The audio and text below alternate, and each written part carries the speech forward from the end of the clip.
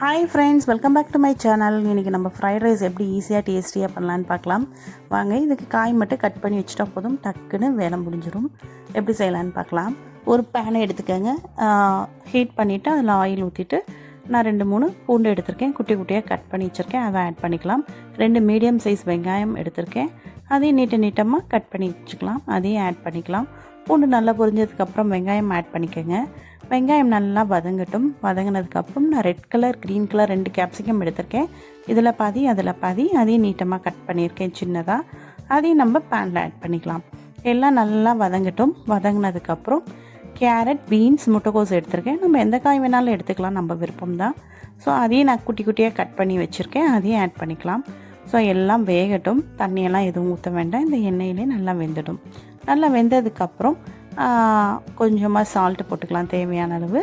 மிளகாத்தூள் காரத்துக்கு போட்டுக்கலாம், நம்ம விருப்பம்தான். தேவையான அளவு ஆட் பண்ணிவிட்டு 2 பெரட்டிடுங்க. காயை நல்லா வெந்ததுக்கப்புறம் ரொம்ப வேக வைக்க வேணாம், ஒரு 75% வெந்தால் போதும், அவ்வளோதான். இப்போ நம்ம சோயா சாஸ் எடுத்துக்கலாம். 2 டீஸ்பூன் ஆட் பண்ணியிருக்கேன். டொமேட்டோ கெச்சப் 2 டீஸ்பூன் எடுத்திருக்கேன்.